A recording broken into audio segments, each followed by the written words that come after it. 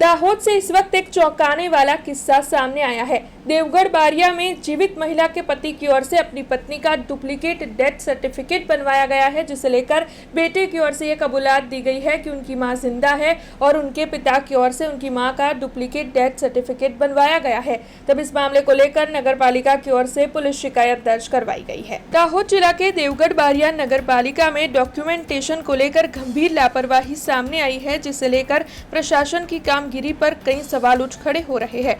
दरअसल हाल ही में एक बेटे ने अपने जिंदा पिता का डुप्लीकेट डेथ सर्टिफिकेट बनवाया था, ऐसा किस्सा सामने आया था। तब फिर एक बार दाहोद के देवगढ़ बारिया नगर पालिका से ऐसा ही एक किस्सा सामने आया है।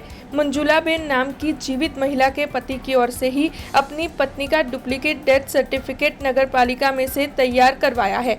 लेकिन आपको बता दें कि इस मामले की जानकारी तब पता चली जब बेटे की ओर से ये कबूलात की गई कि उनकी मां जिंदा है और उनके पिता की ओर से ये डुप्लीकेट डेथ सर्टिफिकेट बनवाया गया है। इस घटना के सामने आने के बाद नगर पालिका प्रशासन पर कई सवाल उठ खड़े हो रहे हैं। हालांकि नगर पालिका की ओर से इस मामले की पुलिस शिकायत दर्ज करवाई गई है। तब पुलिस जांच में ही ये पता चल पाएगा कि इस कार्य में कौन कौन से अधिकारी शामिल है और किसकी मदद से इस तरीके से डुप्लीकेट डेथ सर्टिफिकेट बनवा पाना मुमकिन हो पाया है। हालांकि इस मामले के मद्देनजर पुलिस शिकायत दर्ज हो चुकी है, तब आगे कार्रवाई की जा रही है और इस बारे में देवगढ़ बारिया के ऑफिस सुपरिटेन्डન્ટ रविंद्र सिंह राठौड़ ने ज्यादा जानकारी दी है। हाँ, ये गई काले पण एक एफआईआर बीजी करी है। 29 तारीखना रोज एक रायसिंगभाई मगनभाई नामना व्यक्तिની અરજી આવી કે ભાઈ હું જીવિત છું ને મારા નામનો મરણનો દાખલો ઘરમાંથી મળ્યો છે। તો અમે સ્થળ ચકાસણી કરી ત્યારે જાણવા મળ્યું કે તેમના પોતાના પુત્ર દ્વારા આવું કૃત્ય કરવામાં આવ્યું છે। મરણનો દાખલો મેળવીને નાણાકીય લોન ભરપાઈ બાબત માફી બાબતનું તેને આવું કામ કર્યું હોય એવું જણાઈ આવ્યું હતું। તે બાબતનો અમે પોલીસ ફરિયાદ નોંધાવી હતી। ત્યારબાદ ગઈકાલના રોજ અમારા નગરપાલિકા વિસ્તારના વોર્ડ નંબર 4ના કાઉન્સિલર છે અક્ષયભાઈ જૈન, જેઓ છેલ્લા 20-25 વર્ષથી કાર્યરત છે।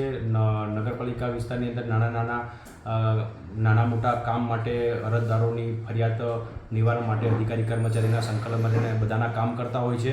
તેમના દ્વારા એવું કહેવામાં આવ્યું કે આવું સોશિયલ મીડિયામાં જાણવા મળ્યું મારા વોર્ડના વિસ્તારના આવા રાયસિંગભાઈનો દાખલો નીકળ્યો છે।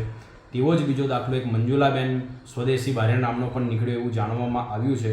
તો તેની પણ સ્થળ ચકાસણી કરો અને તેમના વિરુદ્ધ ભાઈ કાયદેસરની કાર્યવાહી કરવામાં તેમને વિનંતી કરી। તો તે મારા ક્લાર્ક દ્વારા અરજી મારા ધ્યાને દોરવામાં આવી। તાત્કાલિક મારા ક્લાર્ક સાથે હું સ્થળ વિઝિટ કરી તેનું પંચરોજ કામ કર્યું। સ્થળ ઉપર મંજુલાબેન કે સ્વદેશીભાઈ મળ્યાના પણ એમના પુત્ર મળ્યા। તેમનું મેં સ્ટેટમેન્ટ લીધું કે ભાઈ મંજુલાબેન કોણ છે। તો તેમણે જણાવ્યું કે મારા મધર છે, મારા મમ્મી છે અને તે આજે ગયા છે મામાના ઘરે। તો મેં કીધું મંજુલાબેન જીવિત છે? તો કે હા। એ એટલે જીવિત બાબતનું અમે સ્પષ્ટતા કરી, પંચરોજ કામ કર્યું અને તે બાબતે પણ ગત 8 તારીખના રોજ મેં પોલીસ સ્ટેશનમાં ફરિયાદ નોંધાવી દીધી છે। હોઈ શકે છે, કારણ કે બેંક મરણના દાખલા છે એટલે ઇન્સ્યોરન્સ કંપની હોય કાં તો બેંકની લોન માફી માટેનું હોય, એમાં કોઈ બેંકના અધિકારીનો બી સંડોવણી હોઈ શકે છે।